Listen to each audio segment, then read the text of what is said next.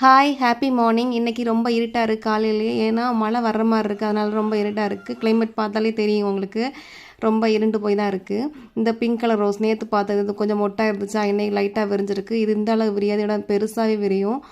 இது red colour மொட்டு, நாளைக்கு விரியும்னு நினைக்கிறேன். நேற்று பார்த்தது தான் இதுவும். கொஞ்சம் மொட்டை லைட்டாக விரிஞ்ச மாதிரி இருந்துச்சு, இன்றைக்கி கொஞ்சம் விரிஞ்சிருக்கு. ஆனால் உள்ளாடி அடுக்கடுக்காக இருக்கா, இது நல்லா விரியும், பெருசாக விரியும். 1 வீக் வரைக்கும் செடியில் நிற்கும், பெரிய பூவாக தான் பூக்கும், அழகாக இருக்கா. இது நாளைக்கு விரிகிற மாதிரி. இன்றைக்கி லைட்டாக விரிஞ்சிருக்கு இந்த மொட்டும், இன்னொரு மொட்டும் லைட்டாக விரிஞ்சு இன்னொரு மொட்டு கூட நிற்கிது. இன்னொரு மொட்டு இருக்குது, இது ஒரு 2 days ஆகும். இதுவும் லைட்டாக விரிஞ்ச மாதிரி இருக்கா. பிங்க் கலர் ரோஸ் நல்ல வாசனையாக பெரிய பெரிய பூக்களாக பூக்கும்.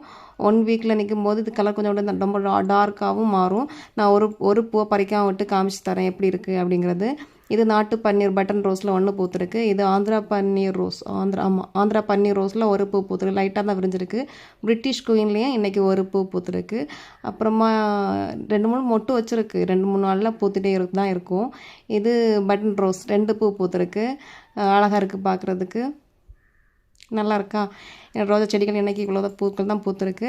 எல்லா பூக்களை விட இந்த பிங்க் கலர் ரோஸ் தான் அவ்வளோ அழகாக இருக்குது. ஆனால் அவ்வளோ அடுக்கடுக்காக இருக்குது. இன்னும் அது விரியறதுக்கு டைம் ஆகும். 2-3 நாள் கூட இருந்ததுன்னா நல்லா பெருசாக விரியும். இந்த வீடியோ பிடிச்சிருந்தா லைக் பண்ணுங்கள். ஓகே, பாய்.